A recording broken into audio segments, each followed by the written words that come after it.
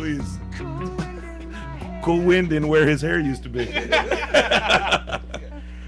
Emil Soda, Babitsky, Kegabine, Timmy the producer, Patterson, Nestor Garza-Mero. I'm still your host, Chris Guzman. No, they haven't replaced me yet. We're trying. Upcoming fights. Send Is there a chimpanzee for hire out there somewhere? Send me an email. Tonight's upcoming fight schedule. Tomorrow night on Friday Night Fights out of Fort Worth, Texas on ESPN2. Craig McEwen is taking on Brian Vera, 10 rounds at middleweights. Also, Adrian Broner, against Fernando Quintero. 8 rounds lightweights. Carlos Velasquez against Andres Ledesma. 4 rounds junior lightweights. Salvador Zamora against Edgar Portillo and Shaba Shilbashaw and Bernard Hopkins in the studio. Las Vegas, Nevada, also on the same night, Ishe Smith against Brian Mittar. That's not televised, so I'm hoping somebody brings their camera phone in there and just records the fight for me and puts it on YouTube. Yeah, because Ishe Smith fighting anybody is worth watching. Yeah, I love that dude. You're not going to watch it over at Justin's house? It's not televised, so... Justin can't invent, video footage. Just illegal footage. Also in Vigo, Spain, Ivan Pozo against Christophe Rodriguez. 12 rounds for Pozo's European Flyweight Championship. The European Flyweight Championship. I thought that was worth something a second ago. Flipping right. How's that 12 rounds? Okay. Franklin Square, New York. Daniel Sostre against Tommy Ranon. 8 rounds welters. Franklin Square? Yes. Gorky Park. Tampa, Florida. Carlos Rivera against Alex Alibaba. 8 rounds feathers. And that's about all that really matters. That's all that matters. And then Saturday night, Las Vegas, Nevada on HBO, relatively free HBO. Bad Chad Dawson, or Awesome Dawson, depending on who you want to listen to, is taking on Antonio Tarver. That is the rematch. 12 rounds for Dawson's IBF Light Heavyweight Championship. How does it work? How does it work? Why do we have to see this fight again? Because there's not the marquee name at the light heavy division right now. Chad Dawson says, I've got 2 big names that I could be fighting right now, because everyone's in cruiser. The good stuff moved up. The cream rises to the top.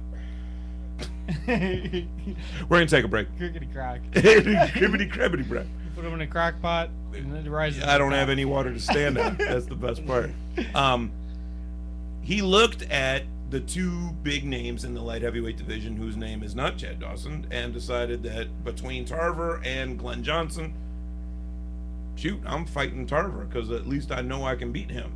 Yeah, now he did beat Glenn Johnson, but that's a much more dangerous fight for him.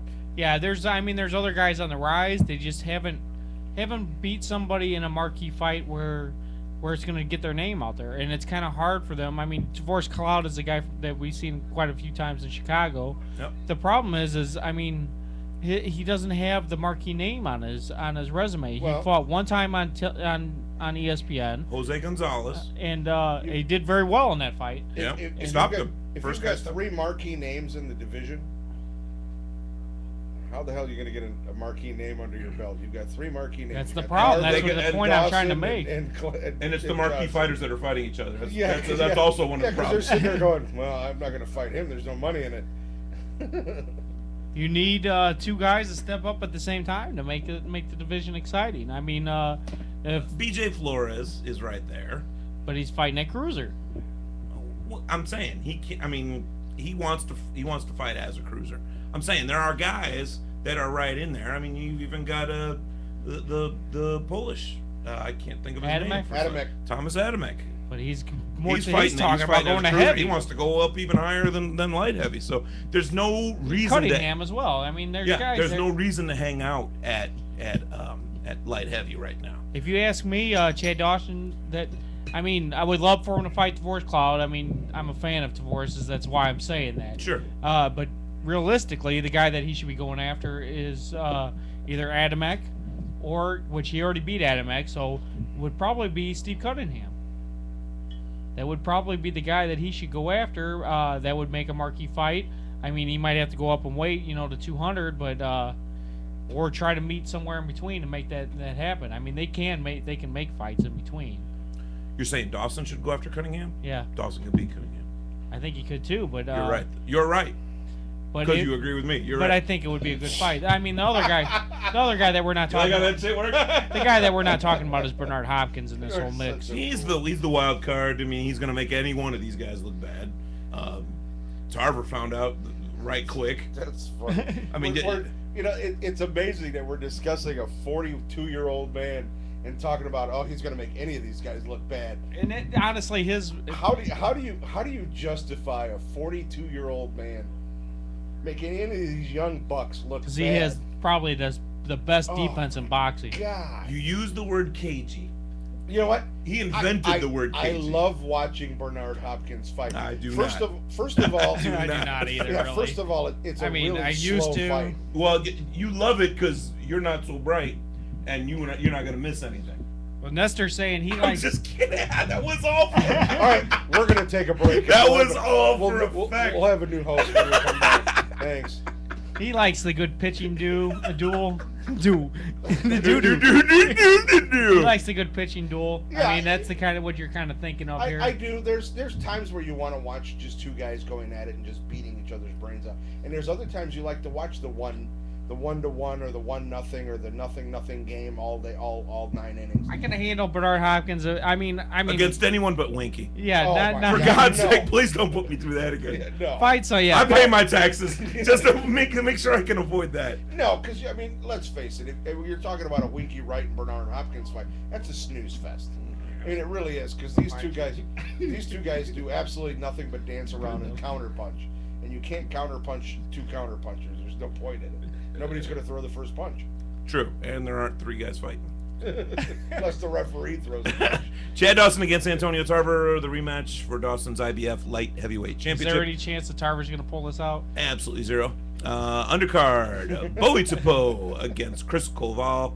8 rounds or 10 rounds at heavy. I have to mention Bowie Tapo. Bowie Tapo from New Zealand. Might even be walked to the ring by David Tua. It's very, very important to mention that. Look at the size of the... Well, you won't know unless they show him getting taped in the back. Because no one's hands are the size of gloves. So you're not going to be able to tell how big his hands are. Pardon me, but after he knocks out Chris Koval...